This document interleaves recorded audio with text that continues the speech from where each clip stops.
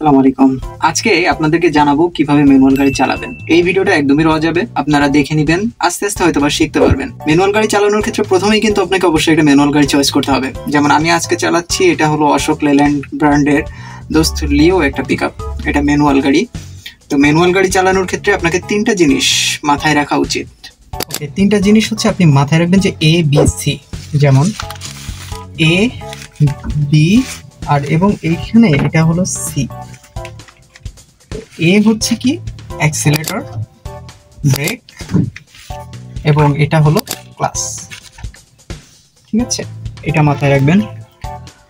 যারা অটো চালাইতে পারেন ম্যানুয়াল চালানো অনেক সুবিধা হয়ে যাবে। ওকে, তো গাড়ি স্টার্ট দেওয়ার ক্ষেত্রে প্রথমে অবশ্যই আমাকে ইগনিশন সুইচ অন করতে হবে। ইগনিশন সুইচটা এই পাশে আছে, আমি সুইচ অন করলাম, ড্যাশবোর্ড চালু হয়ে আছে। এখন আমি নিউট্রালটা চেক করব। গাড়ির নিউট্রালটা কিভাবে চেক করবেন? গাড়িটা এই বোথ সাইডে আপনি যদি সরাই দেখেন যে ফ্রি আছে, তাহলে বুঝবেন যে এই গাড়িটা নিউট্রাল অবস্থায় আছে। তো অবশ্যই আমাকে গাড়ি নিউট্রাল করেই কিন্তু গাড়ি স্টার্ট দিতে হবে। ম্যানুয়াল গাড়ির ক্ষেত্রে এটা কিন্তু খুবই গুরুত্বপূর্ণ একটা ব্যাপার, কারণ যদি আপনার গাড়ি স্টার্ট হয়ে যায়, গিয়ারে থাকা অবস্থায় ম্যানুয়াল গাড়ি স্টার্ট হয়ে যাবে। আচ্ছা, এখন হলো আপনাকে কি কাজ করতে হবে।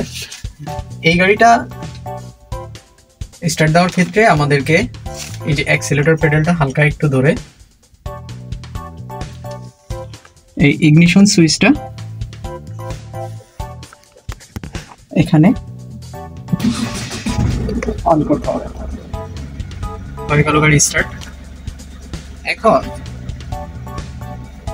আমার আরেকটা কাজ হলো হ্যান্ড ব্রেক। এবার আমি হ্যান্ড ব্রেকটা নামিয়ে দিব। হ্যান্ড ব্রেক কিংবা পার্কিং ব্রেক যেটাকে বলেন।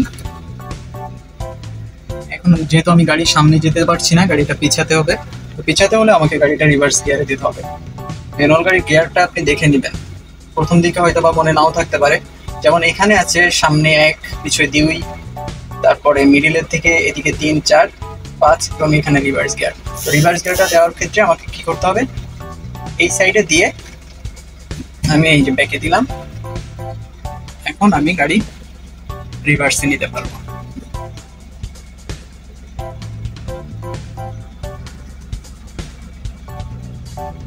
এই যে আমার গাড়ি রিভার্সে লাগছে সোজা।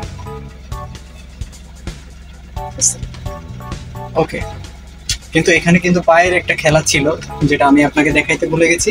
তো সামনে দেওয়ার ক্ষেত্রে আমি দেখাচ্ছি। এখন আমি সামনে যাব। তো সামনে যাওয়ার ক্ষেত্রে কি হবে, এখানে ফ্রন্ট গিয়ারে দিলাম। তো আমার দেখেন এখানে কিন্তু ক্লাসের উপরে এবং ব্রেকের উপরে পা আছে, ক্লাস এবং ব্রেক। তাহলে আপনার কি করা উচিত, এখন যেহেতু আমি সামনে যাব, স্টিয়ারিংটা সোজা আছে কিনা এটা খেয়াল রাখতে হবে। যদি আপনার সোজা হিসাব না বুঝতে পারেন যে আমার গাড়ি স্টিয়ারিং সোজা আছে কিনা, অনেক সময় আপনি উইন্ডো গ্লাস কিংবা দরজা খুলে এখানে দেখে নেবেন এই যে চাকাটা সোজা অবস্থায় আছে। ওকে, এখন আমি যেহেতু সামনে যাব, তো সামনে যাওয়ার ক্ষেত্রে কি করতে হবে, আমার অ্যাক্সিলারেটর পেডালটা ব্রেক থেকে পা সরিয়ে অ্যাক্সিলারেটর পেডালে হালকা করে পা রাখতে হবে এবং ক্লাসটা, ক্লাস প্রায় আমার ক্লাস আছে, ক্লাসটা আমি আস্তে আস্তে ছাড়বো। আস্তে আস্তে আমি ক্লাস ছাড়তেছি, অ্যাক্সিলারেটর পেডালটা হালকা করে চালাচ্ছি এবং স্টিয়ারিং হুইল ঘোরাচ্ছি।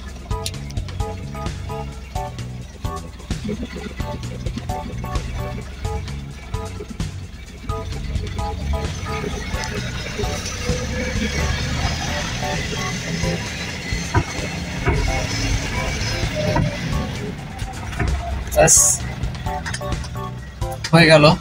এভাবেই ম্যানুয়াল গাড়িগুলো আপনি চালাতে পারেন। এরপরে আপনাকে প্রয়োজন অনুযায়ী গিয়ার শিফটিং করতে হবে। এটা প্রথম টিপস ছিল, এতটুকু পর্যন্ত আজকেই থাকলো। এরপরে আরো ডিটেলস যদি আপনাদের মনে হয় যে জানা দরকার, তাহলে আমি অবশ্যই আরো জানানোর চেষ্টা করব। Thank you.